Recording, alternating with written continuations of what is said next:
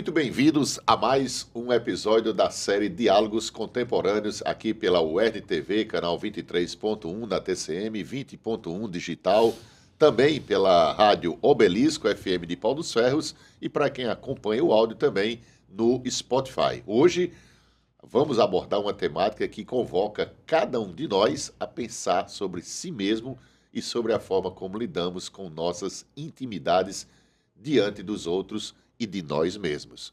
Hoje iremos conversar sobre intimidades e a reinvenção das nossas intimidades no cenário atual. Mais uma vez, com Ailton Siqueira, sociólogo, psicanalista, e também Julita, psicóloga, psicanalista e pesquisadores ambos de temas relacionados à contemporaneidade. Sejam mais uma vez muito bem-vindos para falar de um tema também muito instigante, mais uma vez. Ailton, Julita. Obrigada, Fabiano. Vamos lá, né, Ailton?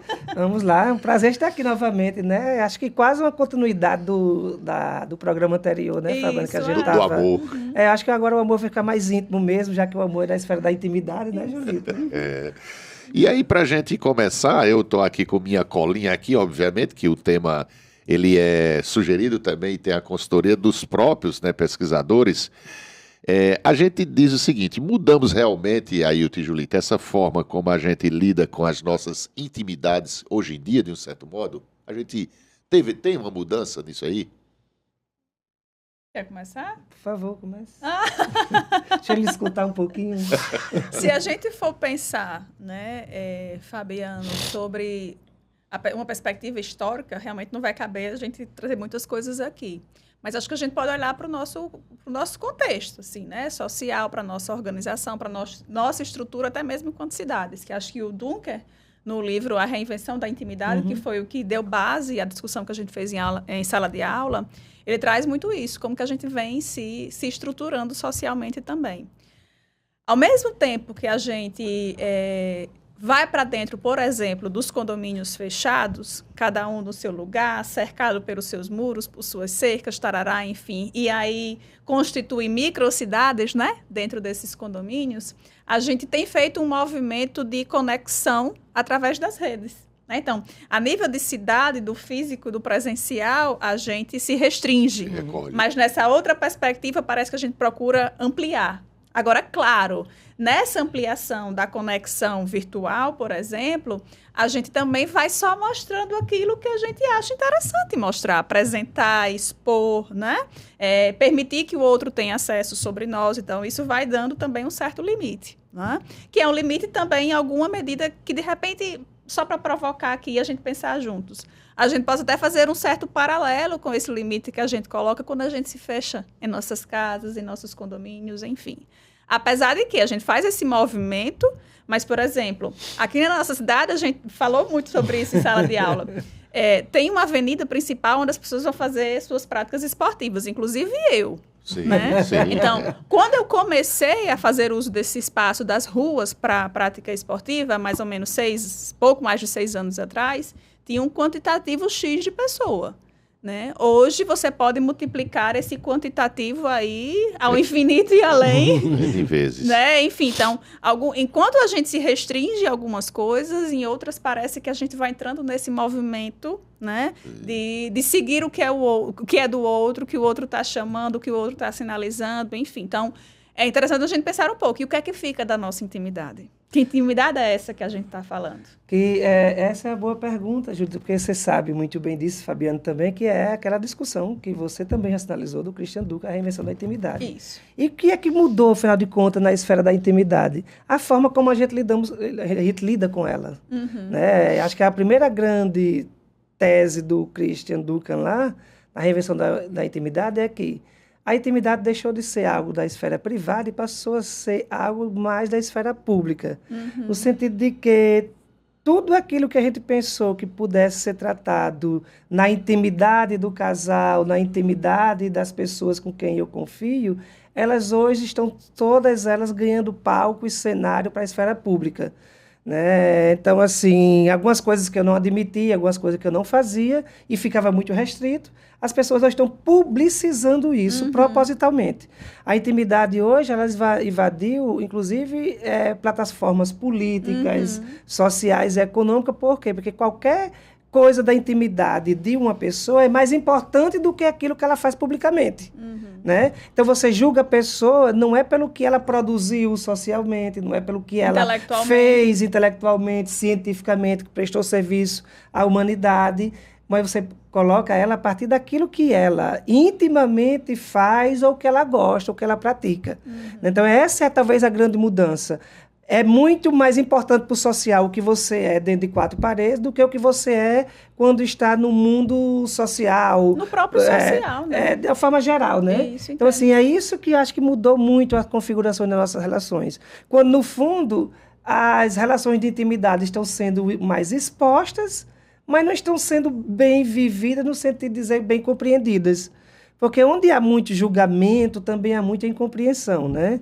Então, as pessoas estão pegando muito a vida privada para julgar e não é para compreender. Porque se compreendesse, a vida privada não teria tanto peso, tanta importância, que teria para ser publicizado e ganhar likes e ganhar vários seguidores e por aí vai, né? Veja, uma pessoa hoje...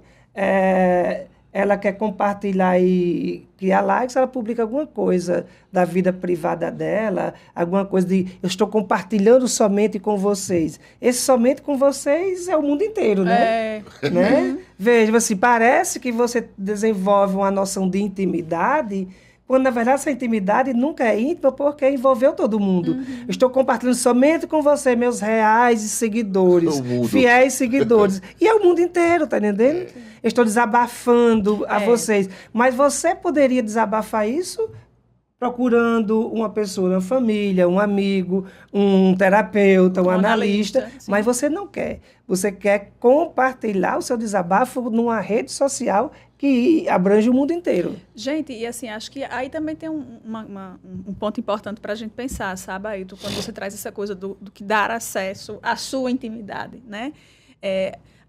No encontro passado, a gente falava sobre o amor que vende, o amor que comercializa, e parece que a intimidade também tem algo nesse sentido. As pessoas expõem suas casas, né? As pessoas expõem suas relações, suas vidas, da coisa mais ínfima até nas redes sociais. Preferência de tipo de sexo a pessoa expõe lá. Ali, né? Mas elas não... E aí eu me recordo, talvez isso se aproxime um pouco do seu contexto de trabalho e de conhecimento, Fabiano, de uma pessoa que me contava mais ou menos assim: eu fui procurar um serviço para fazer minha rede social profissional, né? E aí a discussão, digamos, acabou girando em torno de que ela estava sendo meio que instigada, estimulada a colocar coisas da vida íntima dela, da vida pessoal dela, né? Porque aquilo era o que atraía os seguidores. Ela fez mais... Dava engajamento. Isso, eu estou ali procurando para falar sobre o meu conhecimento, né? Sobre o que eu faço, como é meu trabalho, o que é que eu acredito. E parecia que aquilo não dava muito retorno. Então é interessante a gente pensar um pouco sobre isso, assim, né? O que é que a gente tem feito com a nossa intimidade nesse sentido, né? Por que a intimidade do outro é o que está dando isso que você chamou de engajamento? A gente falou no programa passado que o amor vende. A intimidade também vende muito. E caro. Agora, vamos lá. Que intimidade é essa? Porque perceba, será que realmente isso que se expõe na rede social é de fato a vida íntima de cada um? Ou que é construído de acordo com o que é, né, vendido, comercializado? Isso. E aí eu só mostro aquilo que... Que é isso, por exemplo, Julita, que acho que vocês tocaram um pouco nisso. A gente confunde, por exemplo, as pessoas mostrar a intimidade e que realmente esse caráter ainda é muito presente, esse caráter de intimidade é mostrar o que eu estou comendo, eu acordando, a minha casa, eu no banheiro escovando os dentes, eu abraçado com a pessoa que eu amo, até chegar à esfera do que está chamando de intimidade do sexo, onde vai ter coisas sexuais que você está falando abertamente que você não falava antes. Mas hoje parece que começa a se configurar uma outra noção de intimidade. Por quê? Porque tudo aquilo que eu consigo expor para os outros publicamente não é tão íntimo quanto aquilo que eu estou escondendo nessa exposição que eu faço. Isso. Por quê? Porque o amor e o sexo que eu estou expondo está escondendo de mim uma outra coisa que eu não posso revelar. De uma forma geral, Fabiano, o que eu estou querendo dizer é que a intimidade não é isso que eu exponho, por mais que seja a comida, a cama, o banheiro. A intimidade é esse reduto que até mesmo você tem medo de acessar e se deparar com um desejo, uma fantasia, uma carência sua, que contradiz aquilo que socialmente é aceito, valorizado e aprovado pelos outros. Então, muitas vezes, quando eu não quero mostrar o que eu sinto, ou o que eu penso, ou o que eu desejo, eu mostro meu prato de comida. Eu invento alguma coisa. Ailton e Julita, a intimidade, ela historicamente foi, o que é que vocês analisam? Se foi, se ainda é, na sexualidade, ainda é um problema para muitas pessoas? Só é. Né? E como é, né? Porque quando você fala, por exemplo, sobre a sexualidade, a gente pode pensar sobre a intimidade no contexto da sexualidade de diferentes formas, né? Não só no ato, na prática sexual, mas também da sua relação consigo mesmo, né? Sexualmente falando, sobre sua orientação e por aí vai. Então, sem dúvidas, tem uma relação muito direta, né? Mas também toca muito nisso do que a Ailton trouxe anteriormente, sabe, Fabiano? Nem tudo aquilo que eu exponho, que eu falo, que eu mostro, que eu fotografo, que eu filme, que eu registro, que eu compartilho, é necessariamente da ordem da minha intimidade, né? Porque isso permite que eu só fotografe aquela história, o que é interessante para o outro, que dá esse engajamento, que traz esse retorno, né? Inclusive que eu suporto expressar, o que eu acho que dá para eu expressar, né? É como a Ailton traz. Às vezes o que é da ordem da intimidade é aquilo que eu também não acesso. Exatamente. E aí, Júlia, tem uma coisa interessante, Fabiano, para complementar, é que você conhece pessoas, Fabiano, que é o seguinte, elas falam de sexo abertamente, publicamente elas falam de sexo, vai para a sala dela, falam de sexo, vai no meio da família e fala de sexo, mas ela não consegue falar da fantasia sexual que ela tem com o próprio companheiro ou com a própria companheira, porque tem medo de que, ao revelar essa fantasia para o outro que está comigo na minha cama, casado ou num relacionamento comigo, essa fantasia se torne um absurdo para o outro e que o outro assim me estranhe e não me reconheça nessa fantasia. Portanto, é melhor eu guardar a minha fantasia sexual do que expor para ele. Vai pensar o que é de mim? Isso. Que eu sou isso, que eu sou aquilo, a nossa relação vai se desfazer. E aí a pergunta que você faz a essa pessoa que ela não sustenta. Como é que você consegue dizer que tem intimidade com o teu parceiro ou com tua parceira se a coisa mais íntima tua, que é uma fantasia sexual ou é um desejo, você não consegue expressar para essa pessoa que você diz que confia, que ama, que você faz tudo para ficar com ela? O que é que, afinal de contas, é intimidade para você? Porque intimidade é só as pessoas dormirem junto na mesma cama, fazerem sexo, dar de mãozinhas dadas. Às vezes você anda de mão dadas com uma pessoa, mas está distante dela. Né? Acho que tem um autor, que é o Campos, porque ele diz o seguinte: tem muita gente que dorme junto na mesma cama, mas não compartilha os mesmos sonhos. Que não se conhece. E nessa perspectiva do Campos, o que é que quer dizer? Se eu não compartilho os mesmos sonhos com você, eu posso estar dormindo 50 anos na sua cama. A gente não é íntimo. Porque a intimidade é um outro nível de relacionamento, né? Onde eu posso falar abertamente disso que me prende. É disso que eu mesmo tenho vergonha, disso que eu mesmo não consigo trabalhar. Se não tem essa abertura, você não está sendo íntimo, você está junto com outra pessoa, tem um certo envolvimento, mas intimidade não. É de uma outra ordem. Ô, Ailton e Julita, culturalmente, trazendo aqui para a nossa realidade, a gente vê muitos relatos, por exemplo, de pais, avós que, no Nordeste sobretudo, sempre tiveram muita dificuldade de lidar com a intimidade. A gente vê relatos de casais que dizem, não, meu avô e minha avó, eles jamais ficavam nus, por exemplo. Sim. Porque, culturalmente, principalmente, há esse medo tão grande dessa intimidade, dessa exposição, principalmente no nosso caso aqui, tratando dessa cultura? Tem uma coisa que eu acho interessante, Fabiano. Eu não sei como é que a Julita vê isso, mas a gente geralmente pune, esconde e rejeita aquilo que é sempre fonte de prazer.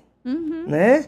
Então, enquanto mais eu gosto de um sexo de um certo jeito, mais eu crio tabus, medos e punição para esse sexo. Enquanto mais eu tenho pudor de uma parte do meu corpo, mais eu escondo essa parte. E quando eu me permito ter prazer a partir dessa parte do meu corpo que eu escondi, eu arranjo maneiras psíquicas de punir. Ou seja, aquilo que... Por que o sexo está sempre nessa neblina de escuridão, de esconderijo e de moral? Porque o sexo é fonte de prazer. E parece que é muito feio você admitir que sente prazer. Engraçado que a gente não esconde a dor, mas você esconde o prazer. Você esconde muitas vezes a felicidade, você esconde o seu bem-estar, mas você não esconde a dor. Você Então, quer logo revelar a dor. Você quer, eu tô assim, estou sentindo isso, eu quero um médico, eu quero Parece uma ser ajuda. um prazer revelar a dor, né? Porque também você descobriu na dor uma fonte de você ter um prazer, que é o prazer secundário, que o Freud fala. Então, muitas vezes, a dor é tua própria fonte de prazer. Quando você, muitas vezes, não consegue viver o prazer como ele é. Então, tudo aquilo que é prazeroso, a sociedade criou um meio de controle sobre isso. É feio, é pecado, é proibido. Tá entendendo? Exatamente. Você vai ser punido. Por quê? Porque não dá para construir uma vida social somente em cima dos prazeres da felicidade. Porque se a gente fosse ficar pensando o tempo todo em prazer e felicidade, a gente não iria construir, por meio da sublimação, as coisas que a gente constrói. Então, o prazer e a felicidade tem que ser almejado, desejado e não necessariamente realizado. E tem uma coisa também, a gente está fazendo uma relação interessante com essa questão da sexualidade, né? Enfim. Mas talvez caiba a gente pensar um pouco, até fazendo um gancho com o que Ailton trouxe, que ele traz isso da dor, né? Então, a dor, parece que ela é exposta, ela é compartilhada, enquanto ela pode trazer algum tipo de retorno, que é esse da atenção, que é do investimento do outro sobre si. Mas tem as dores também que ficam lá no íntimo, né? E que o sujeito ele não permite que se acesse essas dores. Existem também as experiências que, de certo modo, elas são tão íntimas que elas distanciam os outros, né? Por exemplo, aí vocês, enfim, vão entender por que eu estou trazendo isso. Mas por que a gente tem um número tão elevado de relacionamentos que findam quando um dos cônjuges ou do companheiro descobre uma doença grave, né? E entra no processo, por exemplo, de terminalidade, de finitude. E aí esse casal rompe porque aquele outro decide não acompanhar aquela pessoa naquele processo, né? Exato. Principalmente mulheres. Então, eu coloco principalmente mulheres porque há, inclusive, registros, dados estatísticos sobre isso. E isso, o processo de um adoecimento, traz também a intimidade de uma forma muito nua e crua. A intimidade do corpo, inclusive, né? As vulnerabilidades em todos os sentidos, enfim. Por que às vezes pessoas também que estão doentes, elas não querem ter acesso, não se sentem confortáveis em receber o outro? Por que hoje em dia a gente morre predominantemente dentro de um leito hospitalar e a família vai receber uma ligação chamando para vir ao hospital para dar notícia? Quando lá na Idade Média a gente morria dentro de casa, cercado por seus familiares, meio social, crianças, enfim. Então a gente também está falando sobre um outro tipo de experiência de lidar com a própria intimidade, né? E com a intimidade do outro também. Você falou no caso, citou isso, e eu queria trazer só um caso, reforçando um pouco disso. Por exemplo, eu teve um parente, um tio, que 3, 4 meses antes de falecer, teve um infarto, mas ele teve um problema justamente com isso. Ele teve uma queda no braço e ele precisou que a esposa pudesse dar banho nele. Isso foi uma tortura sem dúvidas, gigante que levou ele a uma tristeza e até um desânimo para poder viver. Por quê? Porque ia entrar numa relação de intimidade dele. Que até então eles não tinham tido. Ele passou 60 anos tomando banho, só 65. De repente alguém tem que dar o banho dele. Então essa questão da intimidade realmente... Sim, e aí essa esposa, né? Entra em contato com ele de uma outra forma. Né? Exercendo uma outra função também. Né? A parceria ela se reconfigura. Então, eu também estou ali numa forma muito íntima, que é de estar numa condição de maior vulnerabilidade. Né? E a intervenção do outro também vem atender, inclusive, a uma demanda de uma mínima dependência da minha parte, que talvez durante 60 anos, como você colocou, ele estava ali dando conta sozinho. E aí, assim, e tem um fator também que agrega tudo isso, né? Assim, que diante, talvez, dessa fragilidade do corpo, tirar minha roupa diante da outra pessoa não é somente me despir. Eu também estou correndo o risco de fazer com que o outro não somente perceba a minha intimidade corporal, mas que o outro também se dispa da fantasia que ela tinha sobre mim mesmo. Se antes me via como um cabra potente, hoje vê dessa maneira. Se antes me via um cara saudável, mandão, determinador, hoje me vê um cara dependente, Autônomo. carente.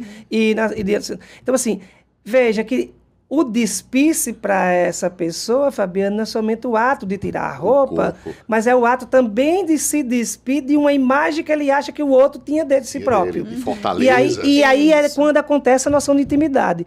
Quando eu tirei de mim a imagem que você via em mim... Ou que eu achava que você via, né? Exatamente. Sobretudo achava, né? Isso. Que você via em mim... eu me tornei íntimo. Por quê? Porque eu não tenho mais o que esconder. O que é a intimidade? É isso que eu não tenho mais o que esconder. A minha intimidade só é minha quando eu tenho acesso a ela, porque eu posso ter uma vida íntima que nega ela o tempo todo. E também, Né? sabe, Ailton, a gente está falando sobre isso do se despir do corpo, mas eu fico pensando também em outras formas de você se despir diante do outro. Que é quando você senta ali e você conversa abertamente com alguém. Você está se despindo de alguma maneira. Por que as pessoas têm fortes resistências e relutância em procurar um psicoterapeuta, um analista, enfim, para se despir, né? Em alguma medida para isso também. Então, a gente está falando sobre uma outra via, outro acesso. Que é uma à coisa intimidade. bonita isso, né? Mas assim, você procura uma pessoa para conversar... você não procura para conversar o que você pensa, você procura para conversar sobre o que você sente, sobre o que você é. Então, quando eu me dispo, eu tenho contato comigo mesmo. Então, se despir é ter contato consigo próprio. Tem pessoas que passam a vida inteira sem se despir, mesmo que ande nu o tempo todo. Mas ela não tem contato consigo mesma, ela tem medo dela própria. E isso é fator de adoecimento, isso é fator de um conjunto de problemas sociais e emocionais dela. Porque a dificuldade que eu tenho de me despir diante do outro é a dificuldade que eu tenho de despir diante de mim mesmo. Eu não sei lidar com isso que eu sou. E como agora eu vou fazer isso diante do outro? Né? Então, intimidade, Fabiana, eu acho que é uma das coisas caras, não somente para a gente bancar isso quando é na via pública. Né? É uma coisa cara por quê? Porque é preço que muitas vezes nós não estamos dispostos a pagar. A gente tem, eu me amo, eu gosto de mim. Eu tenho minhas dúvidas, né? Porque como é que você se ama tanto e tem tanto medo de viver isso? Como é que você gosta tanto de você e não se permite a tal? Como é que você é tão super isso e você não toca nessa coisa própria da tua intimidade, da tua sexualidade? Você não tem coragem de dizer para o teu companheiro ou com a fantasia sexual que você tem. Então, eu fico mesmo me questionando, será que é assim mesmo? Isso que você está dizendo? Nos tempos modernos, a gente tem visto isso de intimidades serem colocadas a público. Mesmo que não seja tão real, Julita, mas tem coisas que são íntimas que... Por que vocês entendem assim? Como é que vocês analisam de tanta coisa que a gente entende que deveria ser íntima e que quer se tornar pública? Essa exposição excessiva é uma forma de algumas pessoas quererem aparecerem mais do que a outra? Como é que vocês analisam? Eu diria que é um sintoma coletivo, Flávio. Eu diria que é um sintoma coletivo, especialmente, mas aí fazendo o L em que sentido?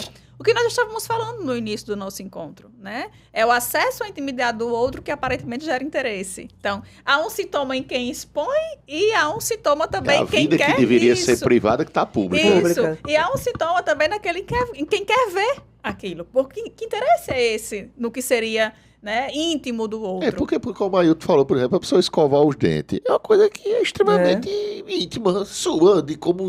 E alguém querer ver isso, mas, sobretudo, alguém querer mostrar. Né? Então, isso é, de certo modo, nesses tempos modernos, você entende como seria uma espécie meio que de adoecimento, você está querendo o tempo todo mostrar a sua intimidade? Eu acho que tudo que é excessivo é doentio, né? E essa necessidade que você tem de estar mostrando o tempo todo, para mim é doentio porque ela é sintoma. Isso é sintoma, ela está escondendo a causa de outra coisa, tá entendendo? É aquela coisa que eu estava falando assim. Para mim, o sintoma não é isso que aparece. E muitas pessoas, seja da medicina, da psicologia, da psicanálise, tratam o sintoma e quando eles aparecem, acham que o problema resolveu. Não, o sintoma veio para falar daquilo que não pode ser dito, daquilo que não... Ele mostra o que não pode ser mostrado. Então, para mim, quando as pessoas tentam mostrar tudo isso, Fabiano, elas estão expressando sintomas de um problema maior que elas enfrentam. né? Aí, assim, talvez de caso para caso a gente pudesse entender melhor, mas que tem o sintoma é coletivo, sim. Agora, talvez, por trás desse sintoma coletivo, tenha causas específicas para cada um. E o contrário, pessoas que têm dificuldade justamente de tocar no ponto de intimidade, até mesmo numa relação a sós com outra pessoa. O que vocês, clinicamente, no dia a dia, tentam trabalhar com essas pessoas que têm uma extrema dificuldade de lidar com uma certa exposição da intimidade, mesmo que seja com outra pessoa? Fabiano, assim, aí eu vou puxar novamente o que a Ailton colocou. A gente precisaria entender realmente o que é do contexto particular, individual, sim, né? Sim. Aquela história do que é singular de cada um, né? Sim. Mas talvez tenha um embasamento nisso tudo que a gente está falando aqui. Existem questões sociais que foram difundidas durante muito tempo, culturalmente falando, exato, né? Existe, sim, um questionamento em torno do que é você expor o seu corpo, por exemplo. E aí foi bloqueando, né, a pessoa. Isso, do que é você tornar o seu corpo algo acessível aos olhos e ao toque do outro, né?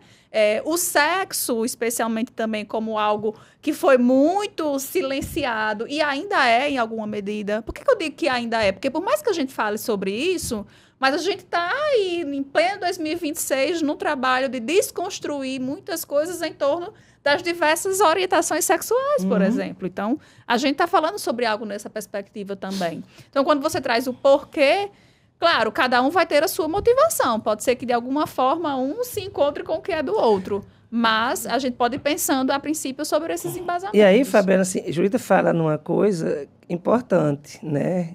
Tipo, muitas vezes eu não olho para o meu corpo com meus próprios olhos.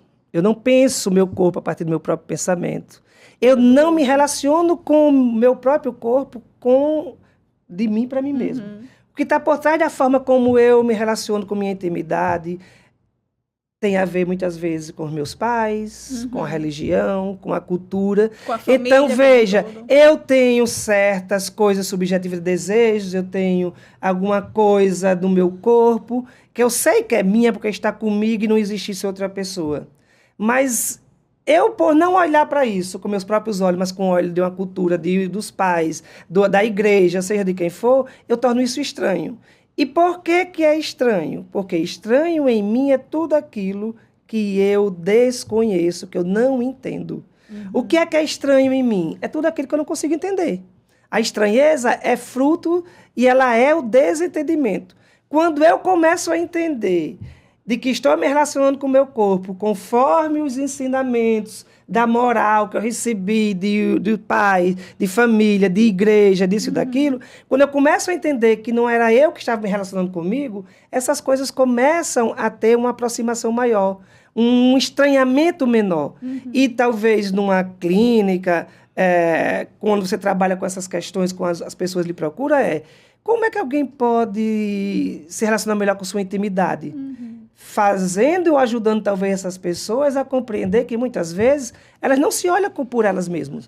Elas estão empregando sobre o seu próprio corpo, sobre suas próprias fantasias, sobre seus próprios desejos, julgamentos e condenações que ela recebeu sem achar de que isso era dos outros. Ela normalizou isso. Como se fosse dela. E aí, o que é dela é que é estranho, e não o que ela recebeu dos outros como ensinamento. Né? E aí, Ailton, eu lembrei muito daquele livro que é uma conversa entre o Christian Dunker e a Anna Sui, que é o Só Existo a partir do olhar do outro, através do olhar do outro, é uma coisa assim. E que a pegada do livro é justamente essa, né? Tem o que a gente recebeu de uma forma muito primitiva desse meio, desse contexto, dessa família, dessa sociedade que a gente vive, que foi dizendo como que nós deveríamos ser, o que nós deveríamos ser para que nós pudéssemos existir, né? E aí a questão é você poder revisitar isso, né? Desconstruir o que realmente não lhe cabe e ir percebendo o que de fato é seu. Né? Aí onde está a sua intimidade, aí onde está o que lhe pertence, de fato. É porque enquanto você não descobrir que isso que está em você é seu, e que se você não separar a forma de lidar com isso, da forma como as pessoas disseram que você tem que lidar com isso, você não vai resolver seus problemas. Está produzindo outros. Ok. Voou, viu? Intimidade hoje voou o tema rapidíssimo. Estamos chegando aqui ao final. Apenas, só para bem rapidinho, qual a indicação de um livro que vocês dariam para quem quiser especializar e dar uma curiosidade a mais sobre intimidade. Tem o do Duncan, que É, a o gente do estava Duncan mesmo que a falando, gente falou, né? A Qual reinvenção nome? da A reinvenção intimidade, da intimidade. políticas do sofrimento cotidiano. E eu penso que esse outro também, que é o Duncan e Ana Sui, que é só existe através do olhar do outro, é do olhar do outro, também seria uma ótima recomendação. Ok. Então a gente agradece mais uma vez hoje discutindo aqui sobre a intimidade também, que é uma sequência do que nós vimos também em outros programas. Eu diria que não só o amor, mas a vergonha que a gente falou em A outros vergonha programas, também. né? E assim a gente vai na sequência com mais episódios até concluir essa temporada do Diálogos Contemporâneos. Agradecendo mais uma vez a audiência nas multitelas, nos vários canais e também no áudio pelo Spotify. Muito obrigado a todos e até o próximo encontro.